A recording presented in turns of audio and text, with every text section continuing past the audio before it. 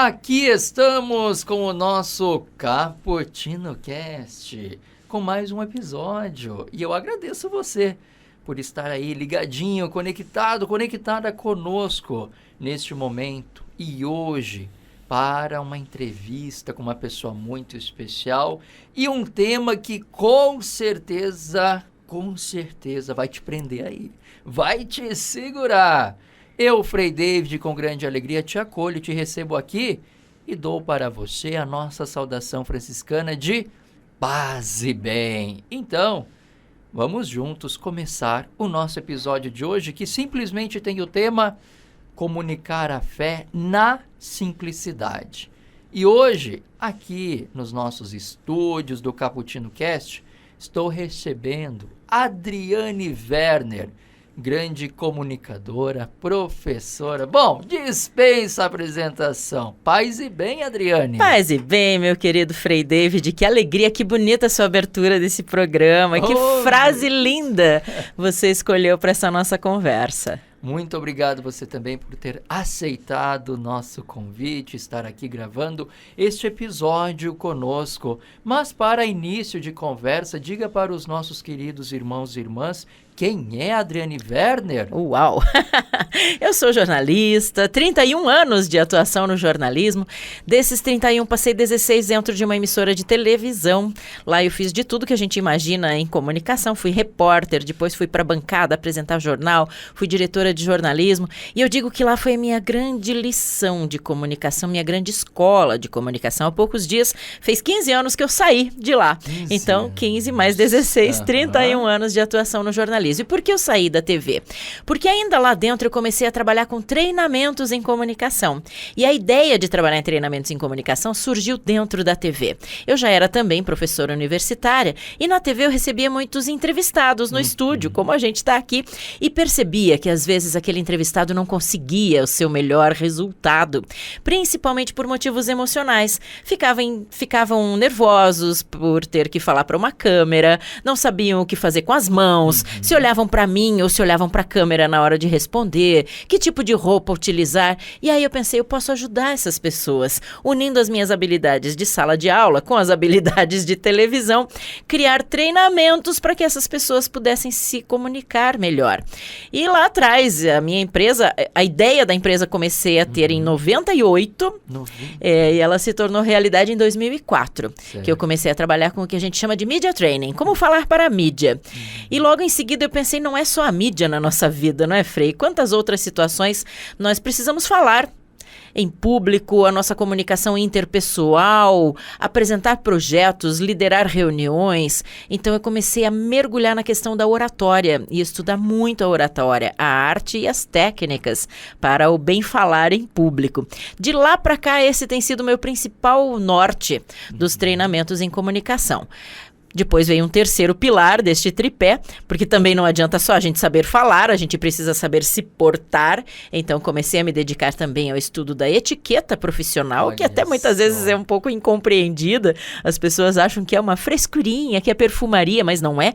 É aquilo que nos permite uma boa convivência, uma convivência harmônica nos ambientes, e no meu caso nos ambientes profissionais. Mas a comunicação, Frei David, como você bem sabe, porque é a sua grande paixão, a comunicação é um universo, é um guarda-chuva sob o qual cabem muitos e muitos temas.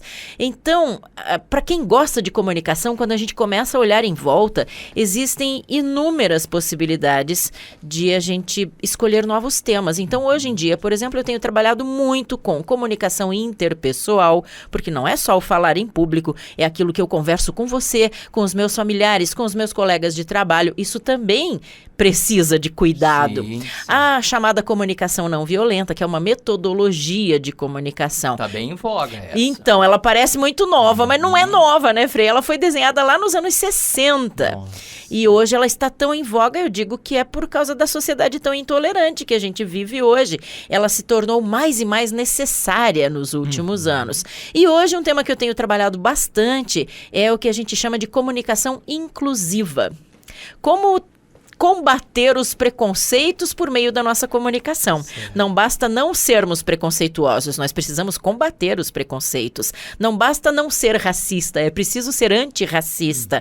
Não basta achar bonito que a mulher ingresse ao mercado de trabalho e tenha equidade de gênero. É preciso que isso esteja presente no nosso discurso. Então, a comunicação inclusiva trata justamente de trazer para a comunicação essas novas exigências da sociedade, de abranger os diferentes públicos, de ter uma comunicação mais agregadora. E, como o Frei bem sabe, nos últimos 4 a 5 anos, eu tenho me dedicado muito também à comunicação católica, que é o meu grande amor. Eu digo que é uma missão de vida. Eu comecei a trabalhar com formação de seminaristas, da Congregação dos Redentoristas, e em seguida outras congregações, outras dioceses começaram a descobrir meu trabalho, graças a Deus, e eu posso dizer com toda a humildade que eu virei uma referência na oratória católica, na oratória religiosa. É uma alegria para mim. Exatamente! E essa é uma das razões pelas quais você se encontra aqui hoje, por ser autoridade em comunicação. Obrigada, querido. E é legal que você dizia também que, isso eu não conhecia de você, que você estudou etiqueta e tudo mais, mas isso faz muito nexo com a questão de que o corpo fala. Exatamente, a linguagem corporal é algo muito forte, muito significativo. Nós o tempo todo precisamos buscar congruência entre o que a gente fala e o que a gente mostra com o corpo. Eu gosto muito de uma frase franciscana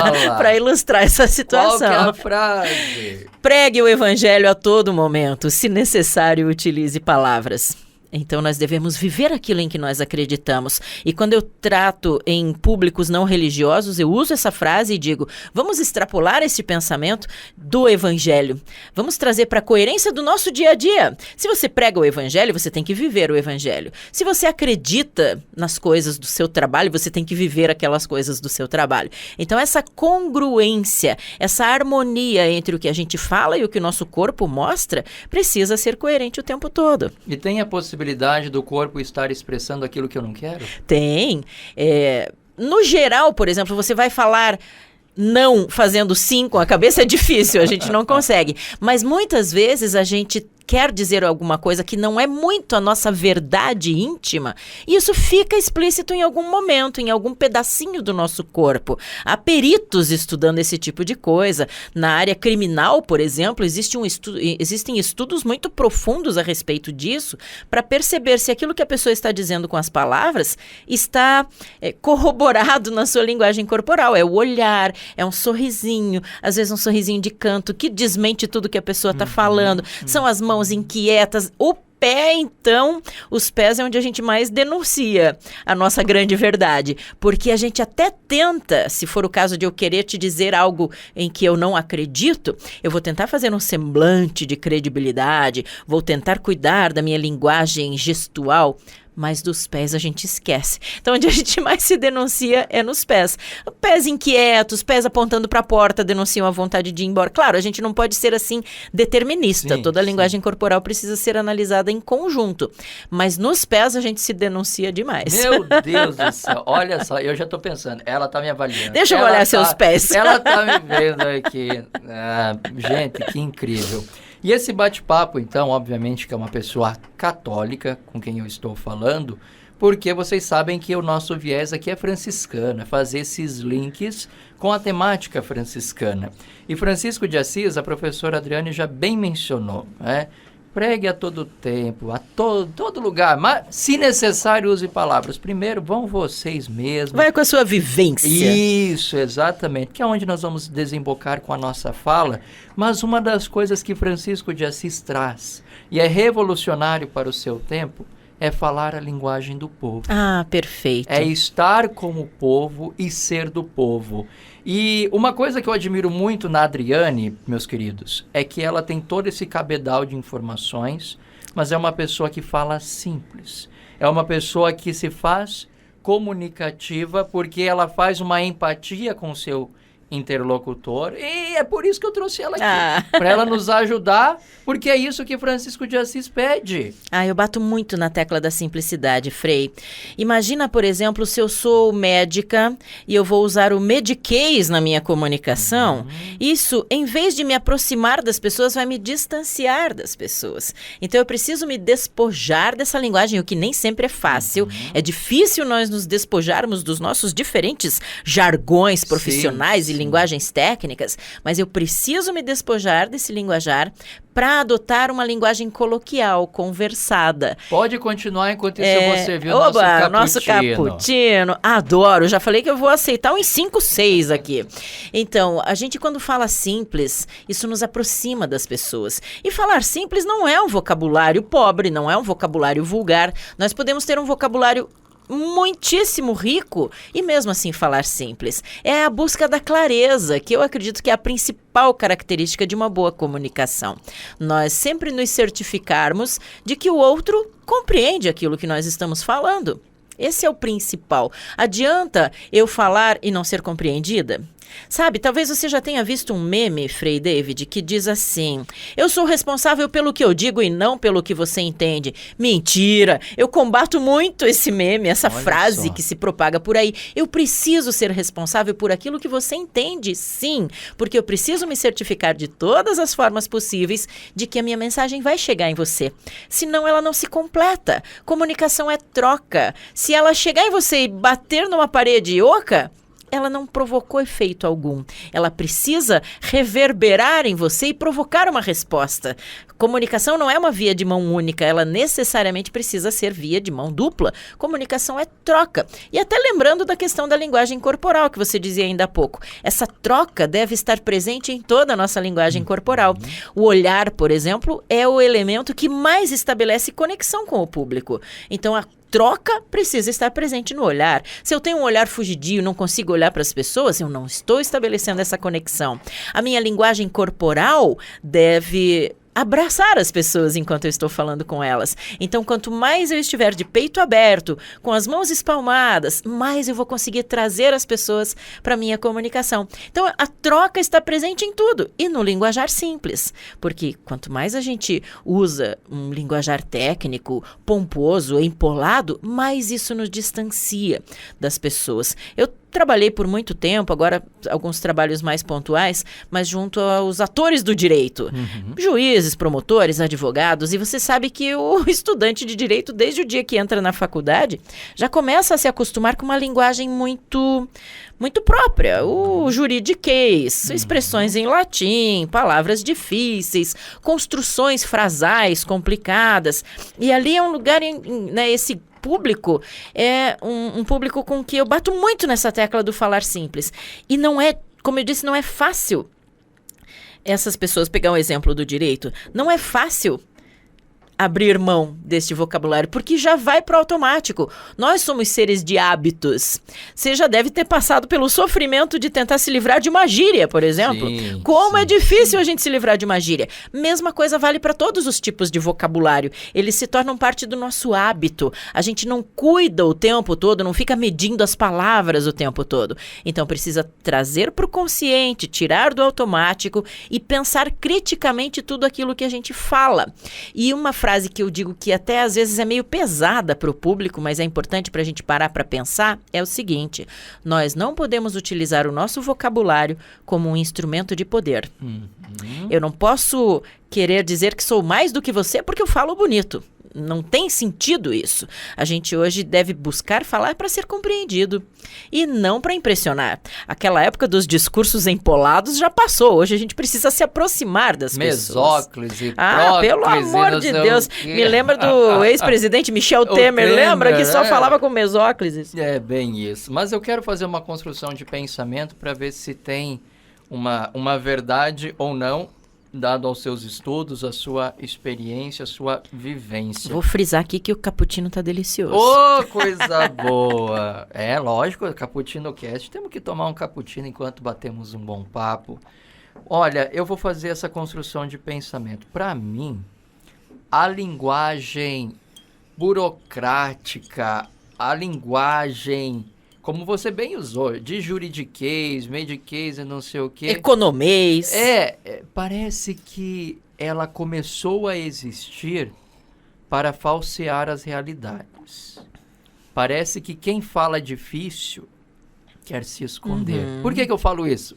Porque as pessoas simples, como Francisco de Assis, muito verdadeiras, autênticas no que dizem, no que falam, não fogem, não temem e tal. É isso, pronto, acabou, tá aqui, pá. Sem rodeios. Tem sentido essa construção? Tem muito sentido, porque às vezes é um escudo mesmo. É um escudo para não deixar que me descubram, a minha essência. Então eu vou construir uma muralha em torno de mim e essa muralha vai ser feita por palavras difíceis. Faz todo sentido. Porque o falar simples, ele se torna uma dificuldade nesse quesito de você mostrar o que você está pensando, sentindo. E essa linguagem do juridiquês, do mediquês, do economês, ela é muito burocrática, ela é muito processual, ela é muito, como que a gente pode dizer, ela destoa, ela coloca você num patamar, numa outra realidade que você finge que está entendendo. E finge que é inacessível. Olha como é simbólica essa palavra, inacessível. Ninguém consegue chegar a mim.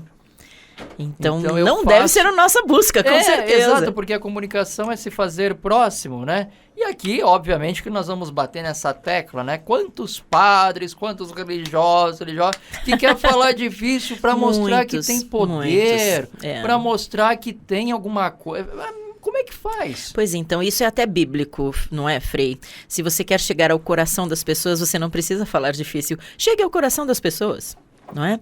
Eu conheci, você falou quantos sacerdotes e tal. Eu conheci um especificamente que ele era pároco de uma comunidade muito simples no meio assim daquilo que antes a gente chamava de favela, hoje se chama de comunidade. E eu adorava assistir as homilias dele porque eram verdadeiras aulas de história e contextualização e geografia, descrevendo aqueles ambientes.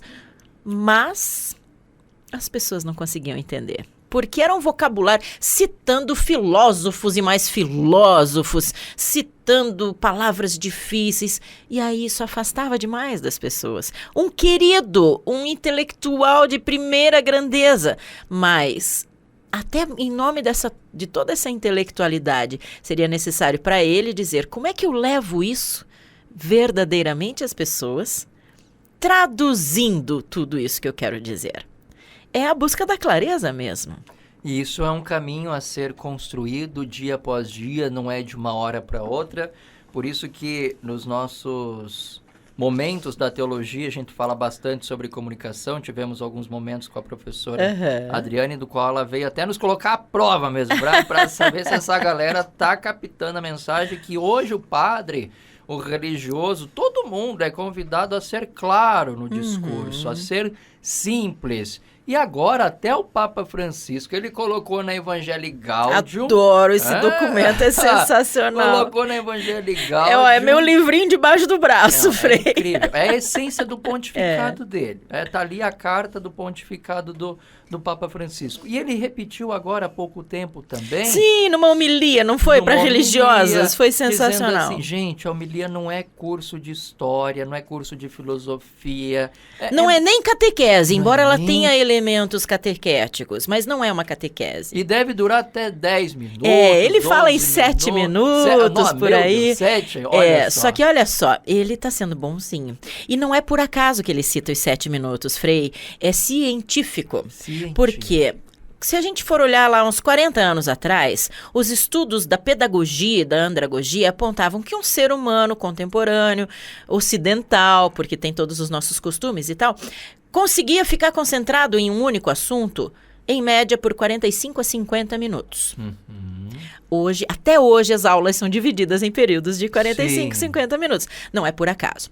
Depois o tempo foi passando, a sociedade da informação foi ficando mais e mais e mais poluída de informação. Hoje nós somos atropelados por informações novas o tempo todo. Há uns 20 anos atrás já se trabalhava com a média assustadora de 15 minutos. 15 minutos é o tempo que a pessoa consegue ficar concentrada em um único assunto. E hoje, pasme, o Papa está sendo bonzinho quando ele fala em 7 minutos. Porque a média científica considerada é de 5 a 6 minutos. Ele está dando um minutinho ali de lambuja. De atenção. Só que tem mais um agravante ainda. Esse é um chute científico da minha parte. Eu acredito que esse número de 5 a 6 minutos já está obsoleto. Quer ver um exemplo disso? Quando você recebe no seu WhatsApp um vídeo de 5 minutos, você abre esse vídeo. Só quando você tá pronto, assim, Só se por acaso naquele momento você estiver muito coisa, tranquilo e tal. Se a pessoa que te mandou o vídeo for uma pessoa muito legal, você vai dizer, eu vou guardar pra ver depois esse vídeo. E depois esquece de ver. Um áudio de 2 minutos. Podcast. Isso já não é nem um áudio, mas já é um podcast. Eu brinco até dizendo, a pessoa pode mandar 5, 6 áudios de 20 segundos cada. Agora, se ela mandar um comprido, a gente já fica bravo. Ai, que chato, vou ter que parar tudo pra ouvir esse áudio. Eu até que gosto de ouvir, sabe? Eu acompanho os meninos vocacionados, né, tal. Tinha um que ele me mandava áudio de 7 minutos, 8 minutos. Eu colocava na minha estante, ficava na cama lá ouvindo, né? Bem de boa, isso que a gente tava falando. Virou um podcast. E aí, quando mesmo. eu mando áudio, eu gosto de mandar 1 minuto, 1 minuto e meio, porque como... Aí, eu já tô puxando a orelha do freio eu contextualizo e tal, mas eu já recebi várias broncas, assim, dos meus amigos. Para de mandar podcast, manda o que você tem pra falar, né, pessoal? Eu já recebi um áudio de 11 minutos. Nossa, e a pessoa, quando eu tava chegando ao finalzinho, ele disse assim, eu acho que eu nunca te mandei um áudio assim tão longo, já tá com quase 11 minutos, então eu vou esperar completar 11. Poxa vida, não é compatível com o mundo acelerado de hoje em dia. Né? Então, só que nós temos ferramentas, Frei. Pega, por exemplo, um sacerdote fazendo a sua homilia. E ele precisa passar um pouquinho dos fatídicos 5 a 6 minutos. O que ele pode fazer? Usar o que os psicólogos chamam de gatilhos mentais. Se ele falar tudo de maneira monocórdia, não utilizar diferentes inflexões de voz, não alterar entre um ritmo mais acelerado e outro mais devagar, entre trechos com a voz mais forte e outros mais baixinho, ele não vai conseguir a atenção das pessoas. No próprio vocabulário, às vezes a gente utiliza esses gatilhos mentais. O que são gatilhos mentais? Ferramentas em que a gente vai novamente resgatar a atenção das pessoas. Então, eu tô aqui te contando uma história e no momento em que essa história começa a ficar chata, monótona, levada, eu tô ali te contando, Frei, eu tava então vivendo um dia normal da minha vida, atravessando a rua, eu tava vestida assim, de tênis, e você já tá pensando, não precisa me dar tantos detalhes assim, você já se perdeu. Sim. Aí eu digo, mas de repente, esse de repente é um gatilho mental, que faz você parar, opa, deixa eu prestar atenção, porque agora vem algo importante. Ou se eu chego pra você e diz assim, Frei, você não acredita no que eu vou te contar. Opa, eu vou prestar atenção, porque é algo inacreditável. Então, tudo isso são gatilhos mentais. As diferentes inflexões de voz, as palavras que chamam a atenção. Professor em sala de aula, quando diz assim, pessoal, papel e caneta na mão agora, escreve o que eu vou te dizer, porque isso aqui vai cair na prova da semana que vem. Pronto. Todo mundo presta atenção. Ou se um amigo te diz assim, olha, presta bem atenção no que eu vou te dizer, porque isso aqui você vai guardar para tua vida. Você presta atenção. São gatilhos São mentais. gatilhos, Então a gente pode incompridar um pouquinho a fala desde que a gente consiga isso. Mas é sempre um risco. Eu tenho alguns confrades capuchinhos, eles usam uma artimanha, um recurso, que eu já me utilizei em alguma outra reflexão também dentro da celebração da palavra. Porque eu também minha reflexão dá 10 minutos, 12 minutos. Dá uma leve viajada. Mas aí a gente vai aprendendo a ser mais sintético e principalmente trabalhar com as palavras, para que elas também digam a mais do que você está dizendo no momento. Isso. Mas é interessante que, por exemplo, o Frei tá falando daqui a pouco ele solta um refrãozinho, uma canção. E aí todo mundo canta junto e tal, e mediante aquela canção você tem um link para entrar em outro. Porque a música nos eleva, né? Então, se você se distraiu naquele momento, aquela música te emociona de algum jeito, te leva a alguma memória, algo muito importante que está guardado lá dentro de você, então te resgata. Eu gosto muito. Tem algumas pessoas que não gostam. Sim, né, de colocar música. Eu gosto muito. Sem exageros, sem parar tudo para ficar aquela música inteirinha, mas pedacinhos assim eu gosto bastante. Bom, mas isso o Francisco de Assis já fazia com maestria no seu tempo, bacana. De falar simples, estar como o povo e falar do jeito do povo. Mas agora uma pergunta que não quer calar. Opa, olha o gatilho mental. Já tô prestando atenção. como falar simples sem desmerecer o que eu vou dizer? O falar simples é muito rico, Frei. Ele só vai desmerecer se nós nos perdermos nessa simplicidade.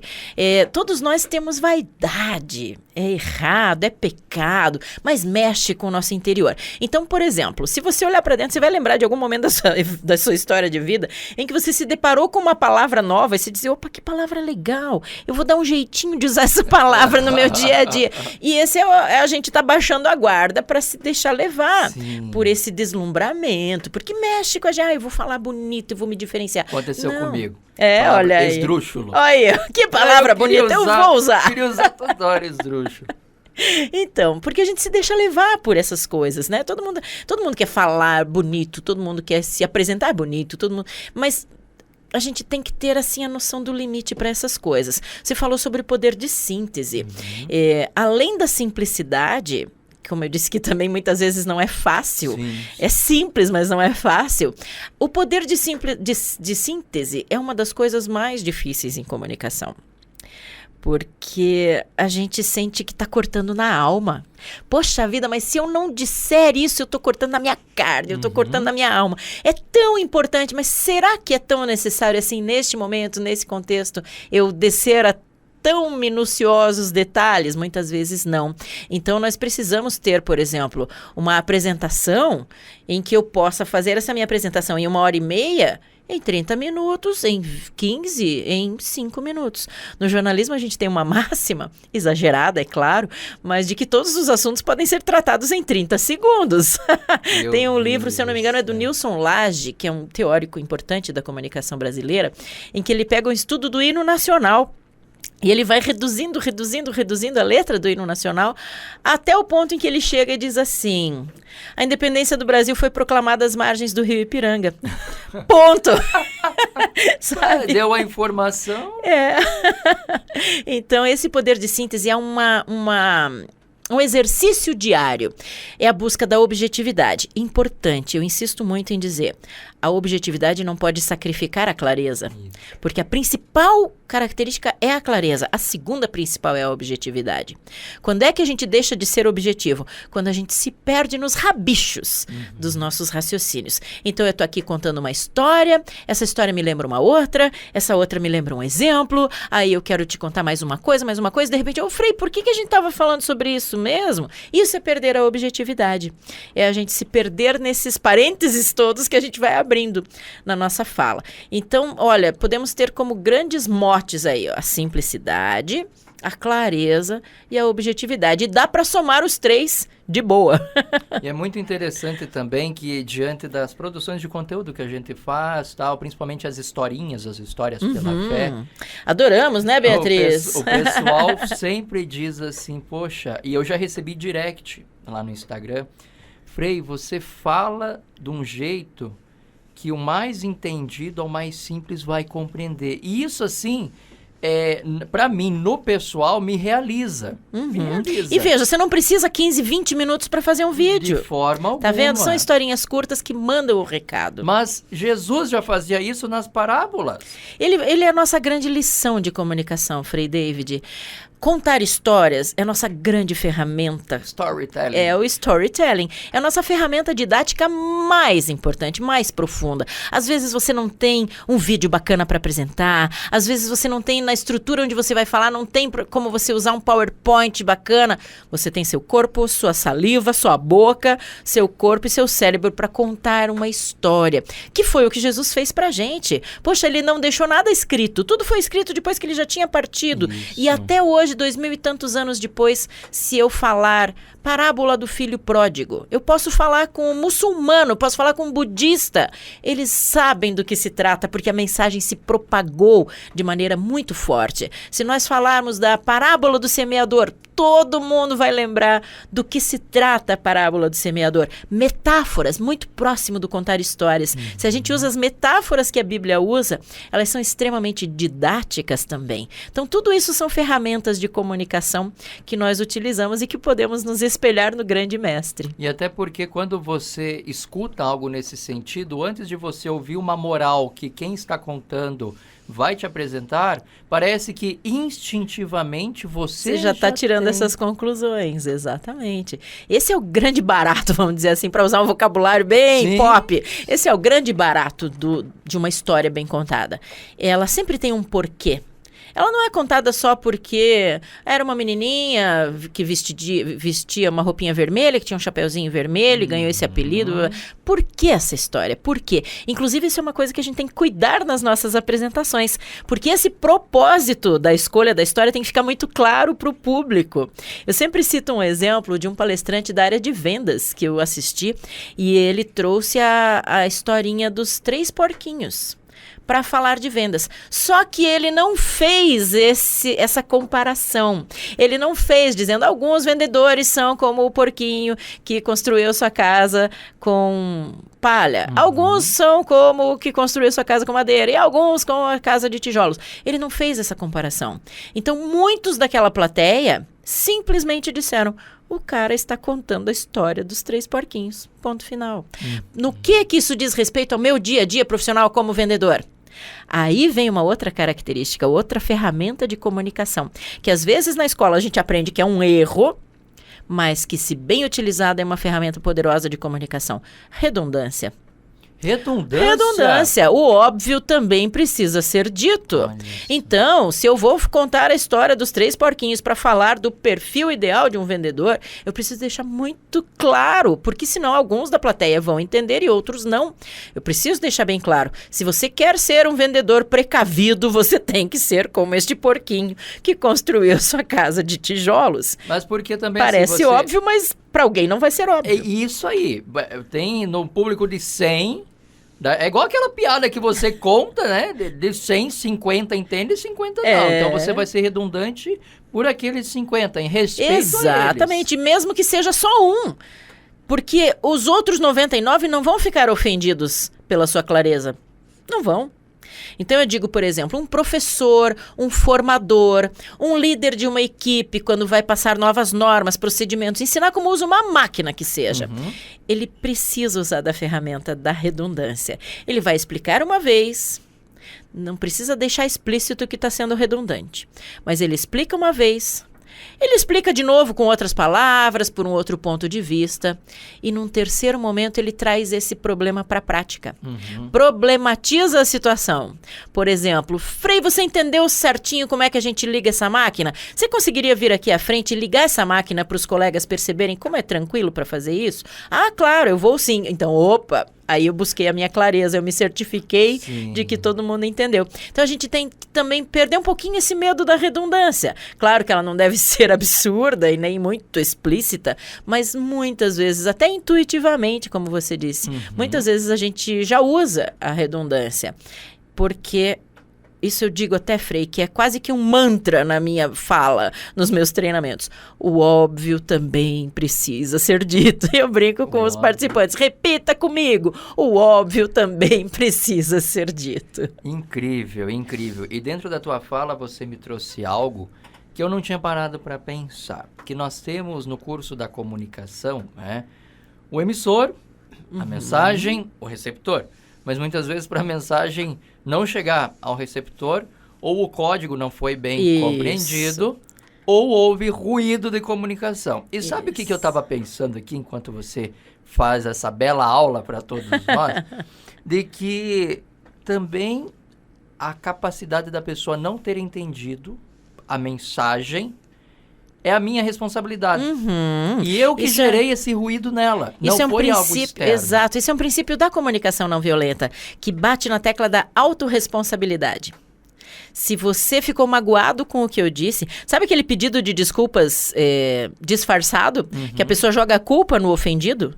Me desculpe se você se ofendeu. Não, me desculpe se eu te ofendi. Isso é princípio da comunicação não violenta. Eu puxo para mim a responsabilidade. A responsabilidade está no emissor. Você falou do código. Emissor e receptor precisam partilhar do mesmo código. E mais uma vez está aí sublinhada a importância da simplicidade. Quer ver mais um elemento bacana? Nós não somos emissor e receptor, nós somos interlocutores. Porque comunicação é troca. Peraí, mudou esse negócio aí. Explica pra nós. Se comunicação é troca, emissor e receptor trocam de papel o tempo todo. Receptor também pode ser emissor. Isso, agora você está falando, eu estou escutando. Agora eu estou falando, você está escutando. Então, nós trocamos de papel o tempo todo para que haja comunicação. Se nós temos um que é só emissor e outro que é só receptor, não é comunicação, é imposição de uma mensagem. E como que dá para trabalhar isso aí, por exemplo, numa homilia? Que nós temos o padre... Isso, uma como posição emissor. aparentemente autoritária, né? Porque eu só falo e você só escuta. E era, por Era. ser o sermão todo, ele subia lá naqueles negócios lá que eu nem sei.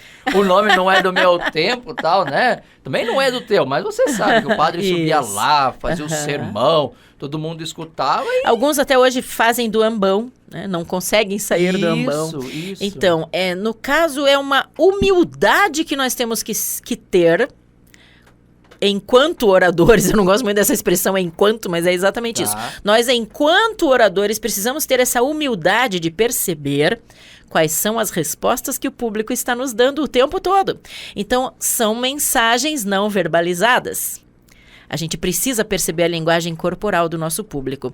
Por exemplo, eu sou o padre, estou lá no meio da minha homilia e eu percebo olhares de dúvida. Eu estou falando, mas não tá ressoando junto às pessoas. Eu posso retomar o meu raciocínio e ser mais claro, ser mais didático. Eu percebo postura de tédio. Tem gente que até descaradamente se espreguiça no meio de uma fala. Sim. Eu percebo uma postura de tédio, eu tenho como dar mais gás na minha comunicação. Eu percebo que as pessoas estão inquietas, olhando para o relógio, pondo a bolsa no colo. Opa, será que eu estou me demorando demais nessa homilia? Então, essas coisas são as mais comuns, essas que eu citei. Mas o tempo todo a gente precisa estar atento em quais são as respostas que o público está nos dando. Não verbalizadas, porque o momento pede que elas não sejam verbalizadas, mas ainda assim existe essa resposta. Mesmo quando essa resposta é perceber que a pessoa está alheia. Então, eu estou aqui falando, mas o outro está lá viajando, olhando para cima, mexendo no celular. Opa, como é que eu posso tornar mais atraente essa minha comunicação? Isso tudo é respeitar o público como interlocutor. Ele não está falando, mas ele está me respondendo o tempo todo. Eu acredito que muitos dos nossos ouvintes aqui, muitos aqui do Cappuccino Cast são lideranças, são pessoas que falam, e estão amando. Que bom, eu tô amando levar esse papo também. Porque nós estamos aqui também falando de algumas técnicas da comunicação, envolvidos, obviamente, pela temática de falar simples, como São Francisco de Assis fazia na sua vida e ensinou também aos seus freizinhos, aos seus irmãos, a nós, nos dias de hoje. Mas então, também voltando o nosso olhar a este público, falando sobre comunicar a fé, para não surtir como algo impositivo e muito mais propositivo, uma proposição. Como Cristo mesmo diz, eu sou o caminho, a verdade e a vida. Né? Quem quiser me seguir, toma sua cruz e siga-me. Como que nós podemos fazer, dado que muitas vezes nós vamos para o autoritarismo no princípio da fé. Nós vamos para esse lado muito mais de superioridade para fazer com que as pessoas me entendam, para fazer com que as pessoas compreendam ou sigam aquilo que eu estou dizendo. Como a gente desviar um pouquinho desta perdição? Isso, é uma linha muito tênue entre nós sermos assertivos e sermos agressivos. Nós buscamos assertividade na nossa comunicação. Então, se nós temos uma grande verdade, que é a boa nova de Cristo, nós também não vamos ser os bonzinhos. Dizer, não, você pode seguir a Cristo do jeito que você quiser. Você não precisa seguir os preceitos da Igreja Católica. Você não precisa seguir literalmente às vezes, isso é até questionar, mas você não precisa seguir os ensinamentos da Bíblia. Não. Se nós acreditamos naquilo, nós temos aquilo como grande verdade, então nós vamos insistir que aquilo tem o seu código a ser obedecido, vamos dizer assim. Agora, a gente não vai impor isso na vida das pessoas. O caminho é esse daqui, você escolhe se você quer seguir ou não, não é? Então tem muito disso. Agora, então é isso que eu falava, de buscarmos a assertividade e não a agressividade. Isso está na simplicidade do falar. Isso está em um outro elemento importante de comunicação, às vezes incompreendido, que é a persuasão.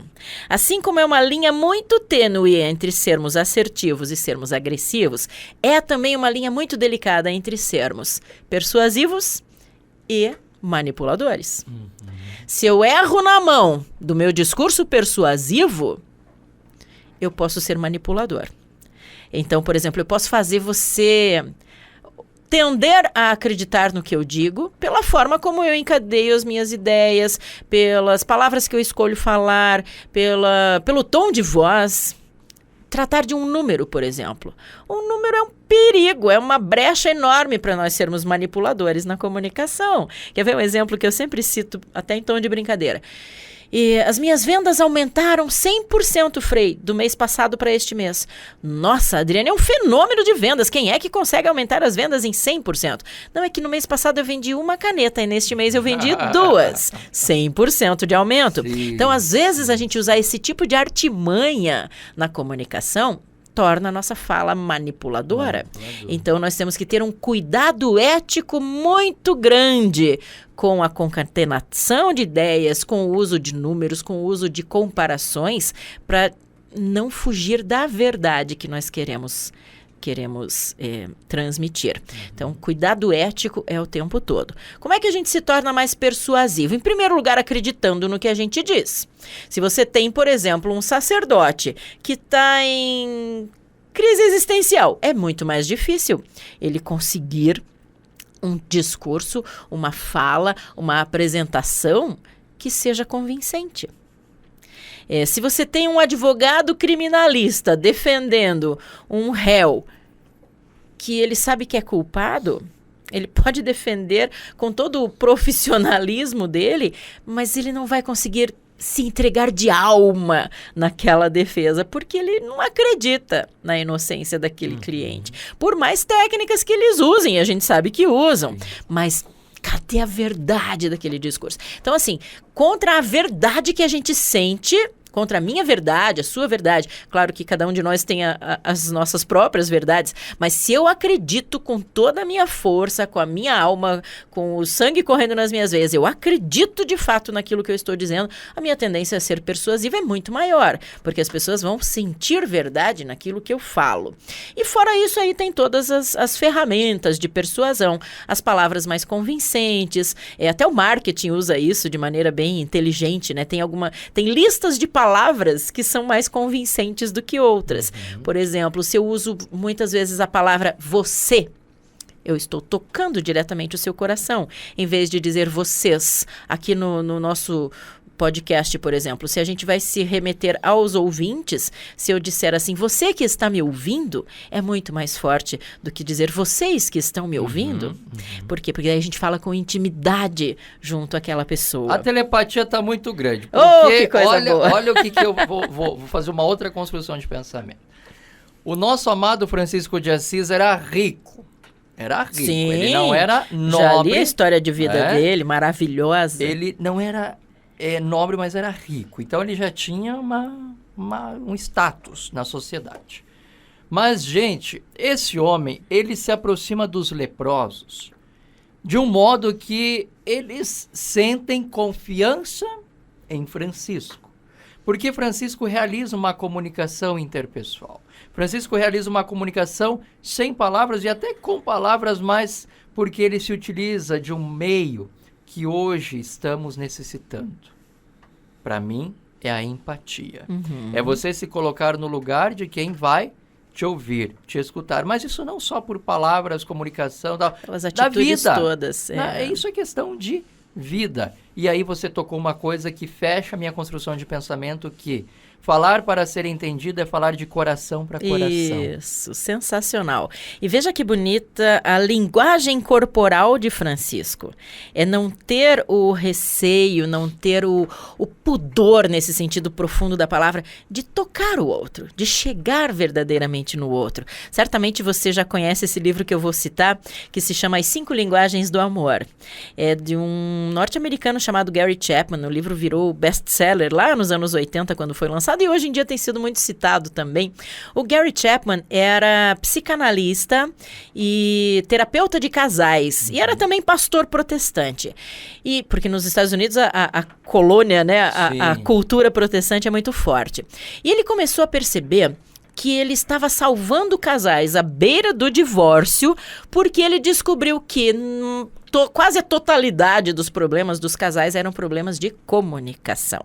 E aí ele chegou à conclusão de que se eu falo em uma língua, entre aspas, e você entende em outra língua, eu não estou chegando a você.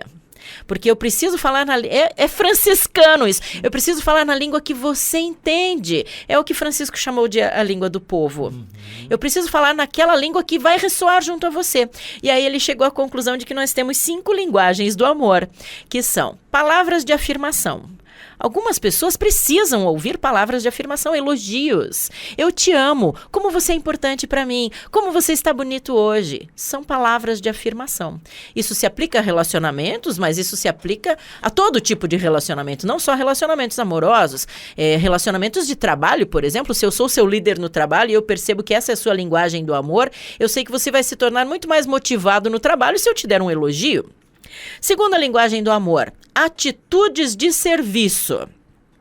Eu me dou a você. Ah, você tá a pé hoje? Eu tô de carro, vem comigo que eu te dou uma carona. Não, imagina, você vai desviar do seu caminho, não tem problema. Imagina, eu vou te levar. Você vai fazer um exame amanhã, eu vou com você. Seu pai não tá bem? Posso ir na sua casa fazer uma visita? Isso é atitude de serviço, eu me doar ao outro. Mais uma vez, se aplica a todos os tipos de relacionamentos.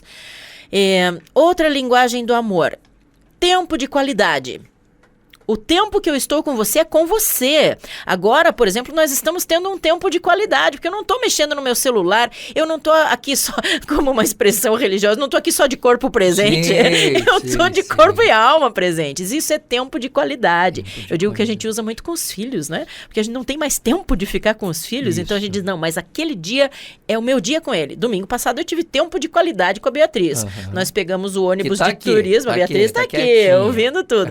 Nós pegamos o ônibus de turismo e fomos fazer turismo por Curitiba. Foi um tempo de qualidade. A gente nem lembrava de pegar celular, a gente nem lembrava, fulano ficou em casa, Beltrano, não sei o quê. Não, era o nosso tempinho ali. Tempo de qualidade. Presentes físicos. Aí você pode dizer assim, Adriane, imagina, presente. Quer dizer que a gente precisa gastar dinheiro para agradar o outro? Não, porque não é o preço monetário do presente. É a carga simbólica que ele carrega.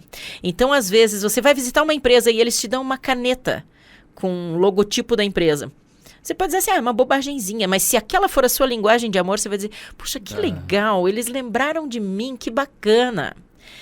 Você vai viajar e traz alguma coisinha bobinha de férias. Foi de férias e trouxe para o seu amigo. Vai a Roma e traz um rosário, um terço de presente para a pessoa. Olha, esse terço eu trouxe para você. É diferente do terço que eu trouxe para o fulano. É diferente da cruzinha que eu trouxe para o Beltrano. Porque para cada um eu pensei aquilo que tinha a carinha daquela pessoa. Essa é a força do presente. E a última linguagem extremamente franciscana é o toque físico.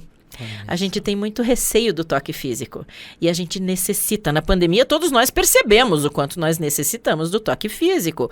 Os avós e avós que não podiam abraçar os seus netinhos, o quanto sofreram. Alguns morreram de solidão, porque precisavam pegar no colo, apertar a mãozinha, estar junto, apertar a bochecha.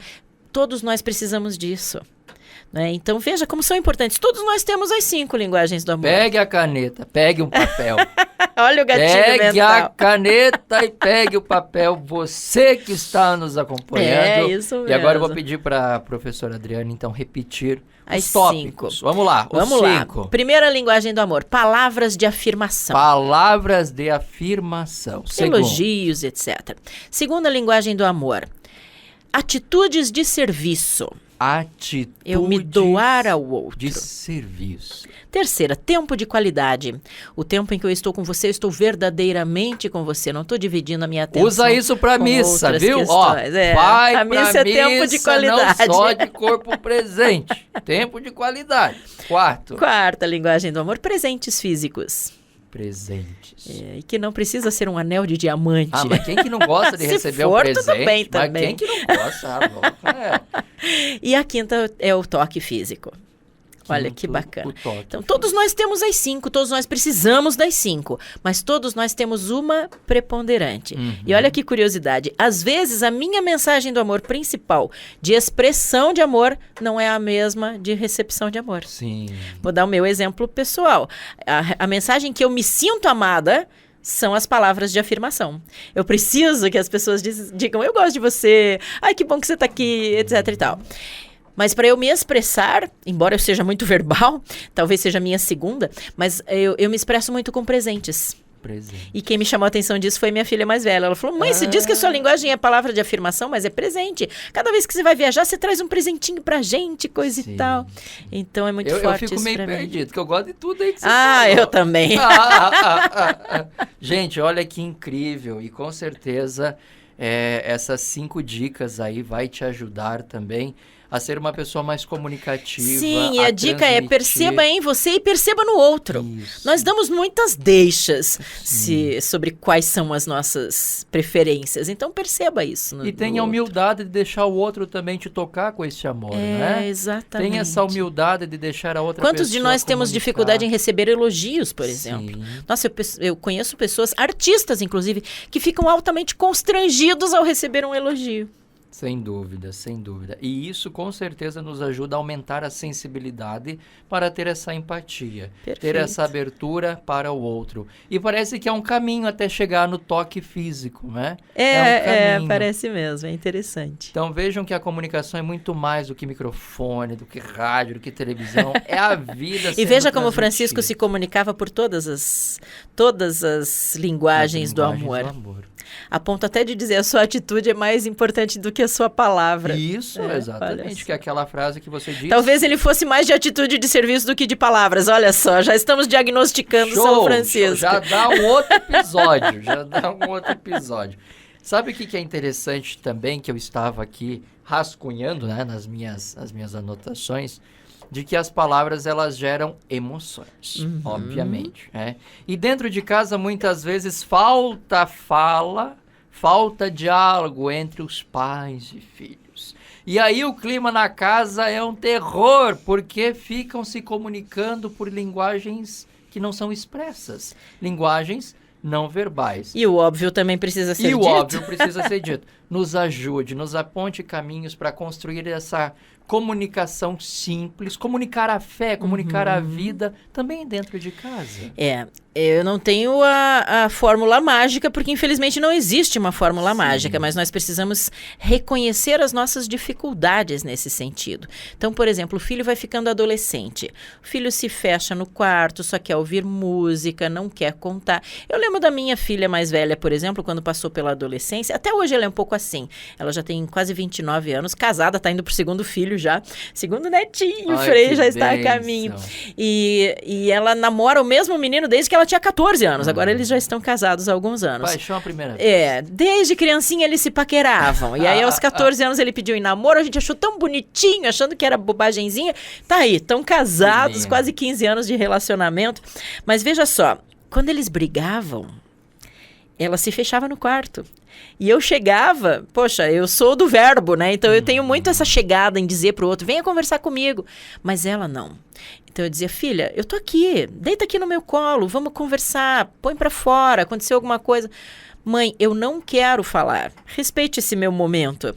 Eu quero primeiro entender, ela não dizia isso explicitamente, mas é como se ela dissesse, eu quero primeiro entender essa dor, para curar essa dor, para curtir essa dor, para trabalhar essa dor dentro de mim, e eu expressar não vai me ajudar. Então a gente precisa entender isso no outro. Alguns precisam colocar para fora para se aliviar, outros não.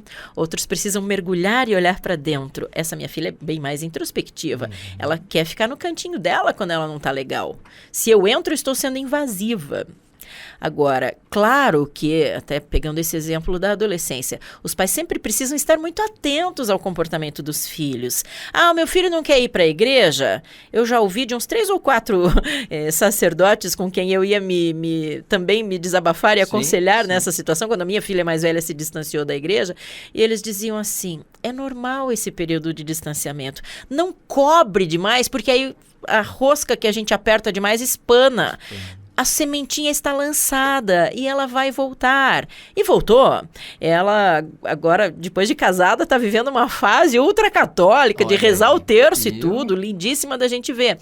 Mas porque eu não apertei demais a rosca. Agora, a gente tem que estar atento aos sinais que os nossos filhos nos dão. Por exemplo, drogas. Poxa, a gente está num mundo tão cruel. Pedofilia, abuso sexual. A gente precisa perceber os sinais. Então, não é se o filho é mais introspectivo ou é mais expansivo. É se ele muda de comportamento. Isso a gente precisa estar atento. Tem inúmeros psicólogos que eu já entrevistei a respeito disso. Perceber mudanças de comportamento no filho. Não é forçar a barra porque meu filho não gosta de falar. Né? Eu citei o exemplo da minha filha. Essa é uma característica específica dela. Não é que ela sempre desabafou comigo e de repente não quis mais desabafar. Isso sim seria um sinal de alerta muito importante. Perceber essas mudanças na criança, no adolescente. Né? Crianças que estão sendo abusadas, por exemplo. Os pais têm medo de reconhecer o problema. E é preciso coragem para reconhecer o problema. Perceber a mudança de comportamento, perceber se a criança já não deixa que abrace, não vem no colo, está com receio. A gente precisa estar atento a esses sinais. E tudo isso é comunicação, veja só, né, Frei? Um pouquinho mais tarde, já na adolescência, sinais de que a criança de que o adolescente está se envolvendo com drogas. Mudanças de comportamento. Então, a gente tem que estar atento e tem que ter coragem de observar. Porque, infelizmente, é confortável a gente não ver esses problemas. E nós, pais e mães, somos mestres em não ver esses problemas. Ou não querer ver. Não querer ver, porque é desconfortável, deixa assim, daqui a pouco eu resolvo, daqui a pouco vai passar, isso vai se resolver sozinho. Não, a gente precisa ter um olhar muito atento a esse tipo de coisa. Aí espera um ou outro, e falando, até chegar ao ponto de que, poxa, parece quando a situação se torna insustentável, aí você vai querer encarar. Aí já fica difícil. Né? Então, a gente se comunica o tempo todo. Por olhares, por gestos, por retraimento, por mudança de comportamento, por palavras mais frias, palavras mais brutas. Isso também demonstra essas mudanças de comportamento. Se a gente estiver disposto a ouvir, perceber, compreender e acolher, certamente o caminho vai ser muito mais fácil de ser trabalhado se surgirem esses problemas. Comunicar é passar ao outro, ao seu interlocutor, aquilo que você pensa, deseja e projeta. Olha que bonito, Frei, adorei. Gostei dessa frase, que vontade de ter escrito essa frase. Por que eu trago isso? Porque é você passar a sua essência. Mas quanto menos você se conhece, menos você consegue passar. Você tocou num ponto fundamental e, mais uma vez, desconfortável. Esses dias até escrevi nas minhas redes sociais bem isso, assim. Estou numas de autoconhecimento. Dói, mas é fundamental. Sim. Olhar para dentro é fundamental. A nossa comunicação tem 3 esferas, vamos dizer assim. A primeira delas é a intrapessoal. Nós nos comunicamos conosco mesmos o tempo todo. Os nossos dilemas internos, os nossos diálogos internos, todas as nossas tomadas de decisão passam pelas nossas conversas com os botões, como a gente dizia antigamente. Então é importante a gente olhar para dentro e dizer: será que eu estou me respeitando quando eu tomo essa decisão?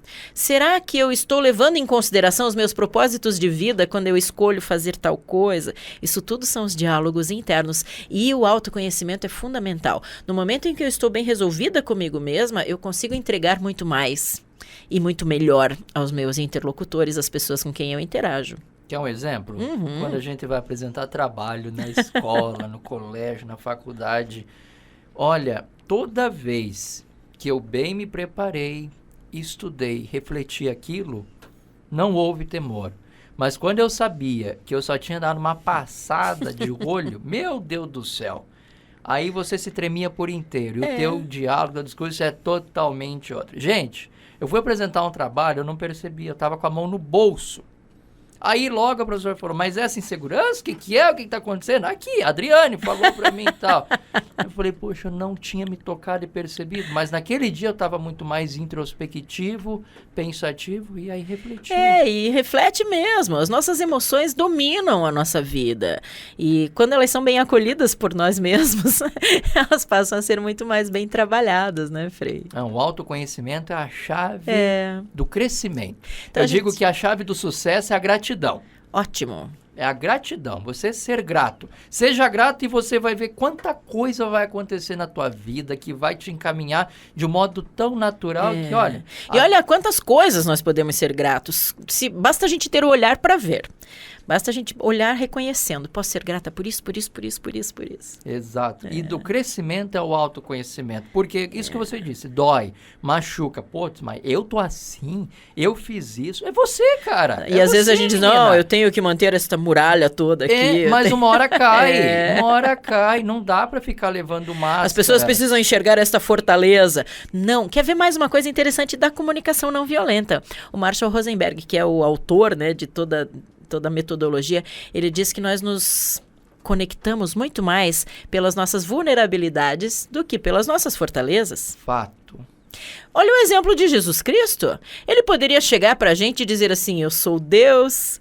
Não, eu posso tudo, isso tudo aqui é meu. Não. Como é que ele veio? Ele veio numa manjedoura, pobrezinho, marginalizado. Ele foi crucificado, ele precisou viver as dores humanas. Ele era um refugiado, se a gente for usar o vocabulário de hoje em dia. Ele se fez humano com todas as dores, com todas as fraquezas, para nos conectar, para conseguir que a gente olhasse para ele e dissesse, poxa, eu me identifico com este ser humano. Eu me identifico com, como diz aquela música que eu acho lindo, né? Rosto humano de Deus. Rosto humano de Deus. Ele é humano e ele é Deus. E ele é Deus e ele é humano. Então eu me identifico com ele. É isso. É pelas nossas fraquezas que nós nos conectamos muito mais. E aí você entrou num ponto excelente, que é comunicação é comunhão. Por isso que a Trindade é a perfeita comunicação, pois é a perfeita comunhão entre o Pai, o Filho e o Espírito Santo. E essa perfeita comunicação, o perfeito comunicador fala simples e a gente está tentando falar difícil. E aí ele chega na gente, porque ele fala simples. É exatamente por aí. Frei, se você me permite, eu gosto muito de contar nas minhas histórias, inclusive trazendo essa ideia que você disse da música, né? Eu gosto muito de pegar uma frase de uma música, de uma pessoa que eu considero assim, um verdadeiro profeta, uma pessoa de uma intelectualidade grande, uma simplicidade maior ainda, que é o Padre Zezinho. Olha a aula de comunicação que ele nos dá com uma frasezinha desse tamanho de uma música, quando ele nos diz assim, dá-me a palavra certa, na hora certa, do jeito certo, e pra pessoa certa. São 4 degraus que completou a situação toda da comunicação. Se nós conseguirmos subir esses 4 degraus, é correr pro abraço, porque não tem erro na nossa comunicação. Dá-me a palavra certa. O ditado diz, a palavra abençoa e a palavra amaldiçoa. Outro ditado diz, as palavras são como navalhas.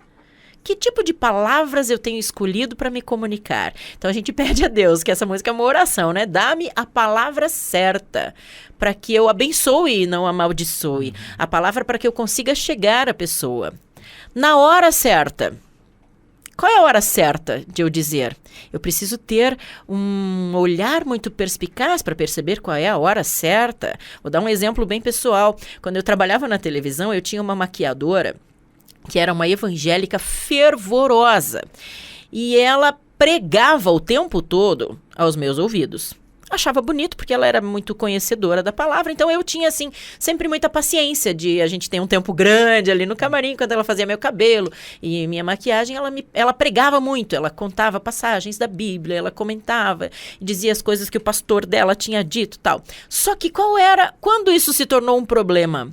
Quando ela começou a fazer isso com os nossos convidados, sem saber se havia terreno para isso, se eles estariam abertos a receber. Sim, então, sim. nós começamos a receber reclamações, porque, poxa, eu vim aqui para falar de, sei lá, de economia, coisa e tal, e ela vem com pregação evangélica. Ou, por exemplo, o arcebispo vai dar uma entrevista e ela vai fazer uma pregação. Recebe a pregação, E às vezes pregação contra os preceitos católicos. Nós temos muito mais coisas que nos unem do que nos apartam, mas às vezes parece que escolhem nos dizer justamente as que nos apartam.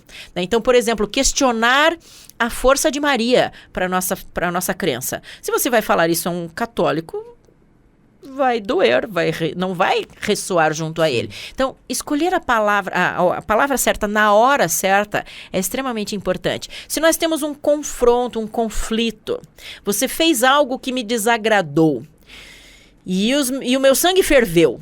Se eu for reagir na hora em que o meu sangue ferveu, eu vou falar bobagem. Eu vou escolher as expressões mais lacradoras para te pisar, para te humilhar, para você nunca esquecer do que eu disse. Aí as minhas palavras vão ser navalhas. Sim. Se eu fizer o contrário, eu me magoei, eu me feri, eu não gostei do que você disse, eu fiquei muito brava, mas aí eu pensei assim, eu não vou falar nada agora, porque daqui a 2 semanas nós vamos ter um novo encontro, eu vou deixar para falar naquele dia. Perdeu o gancho. Então, a gente tem a hora certa de falar, que é nem com o sangue fervendo e nem esquecendo o assunto. Eu digo que é igual comida. A gente não pega uma comida fervendo e põe com panela e tudo dentro da geladeira. Mas a gente também não esquece uma semana essa comida em cima da mesa. Sim. Então, não guarda porque azeda, mas saiba a hora certa de falar. Para cada situação vai ser uma hora diferente, mas a gente ter esse bom senso, essa percepção. Dá-me a palavra certa, na hora certa, do jeito certo. Não é o que você diz, é como você diz. Nós podemos dizer tudo. Se eu discordo de você, eu tenho como te dizer elegantemente isso, de forma enriquecedora, de forma que a nossa divergência produza algo de bom na nossa comunicação, em vez de nos confrontar. Então, o jeito certo de falar. E por fim, para a pessoa certa. Quantas vezes a gente descarrega as nossas mágoas, angústias, frustrações nas pessoas erradas? Exemplo típico, professor em sala de aula brigando porque metade da turma não chegou ainda, está atrasada. Ele está dando bronca naqueles que estão ali, mas falando dos que não estão. Então, quantas vezes a gente faz isso? Está com problema no trabalho, chega em casa soltando os cachorros. Está com problema em casa, descarrega na primeira pessoa que encontrar na rua. Faz aquela cara de poucos amigos. Então, se eu tenho um problema com você, eu tenho que sentar com você e resolver da melhor maneira esse problema. E não chegar em casa e descarregar na minha filha, que não tem nada a ver com isso. E o pior de tudo isso, a gente descarrega sempre na pontinha mais fraca daquela corda. Quando há relações de poder, a gente descarrega naqueles que, vamos dizer assim, hierarquicamente estão abaixo de nós nessa escala de poder. Então, é adulto com criança, é o companheiro com a companheira com o companheiro, porque existe ali uma disputa de poder, se for o caso. É um líder em cima dos seus liderados. A gente tem que cuidar bastante com isso. Nós temos mais facilidade de agredir as pessoas mais próximas, as pessoas que mais nós amamos e as pessoas que precisam da gente. Ou seja, todos somos comunicadores, nos comunicamos a todo tempo, a todo instante, e comunicando a vida, poderemos comunicar a fé e na simplicidade do jeito de sermos quem somos. Querida, muito obrigado por você ter vindo aqui, ter nos dado esta grande partilha de conhecimento, enriquecendo ainda mais, não só o nosso jeito de nos comunicarmos, mas também enriquecendo o jeito de sermos cristãos. Uma mensagem final. Querido, eu quero dizer em primeiríssimo lugar, muito obrigada por ter me convidado, adorei essa conversa. Desde a primeira vez que eu te vi, você sabe disso porque eu verbalizei desde o primeiro encontro, eu gostei muito do seu jeito de comunicar. Estávamos em uma posição ali de professora e aluno, mas isso é uma bobagem porque eu aprendo muito com você, nós aprendemos muito com todos à nossa volta o tempo todo. Você é um grande comunicador, eu desejo muito sucesso no Cappuccino Cast. Que nome sensacional e que programa gostoso de participar. Me chame mais vezes, que vai ser um enorme prazer poder estar aqui. Minha mensagem final é justamente essa frase do Padre Zezinho. Que boa coincidência que ela tenha ficado para o final. Que pensemos sempre isso, então. Dá-me a palavra certa, na hora certa, do jeito certo e para a pessoa certa. Ou se pensarmos com melodia e tudo para tocar mais o nosso coração, dá-me a palavra certa, na hora certa e do jeito certo e para a pessoa certa. Muito obrigada, Frei querido. E assim, quem quiser falar melhor, se comunicar melhor, como é que se faz? Ah, a frase que eu uso. Que bom, a minha frase bordão é sempre assim. Quer se comunicar melhor? Fale comigo. Me procure nas redes sociais, você acha em todas Adriane Werner. Atenção que é Adriane e o Werner é com W. Você me encontra em todas elas, LinkedIn, Instagram, Facebook, Twitter, e a gente troca uma ideia por lá também. Esta foi a nossa conversa, a nossa partilha, o nosso bate-papo com a grande profissional, amiga, querida professora Adriane Werner. Desejamos todo o sucesso do mundo a você, a toda a sua família, que você continue comunicando a sua vida para as nossas vidas. E este foi o nosso episódio Comunicar a Fé com e na simplicidade. Olha, eu te espero no próximo episódio. Que Deus te abençoe. E a nossa saudação franciscana de paz e bem. Paz e bem.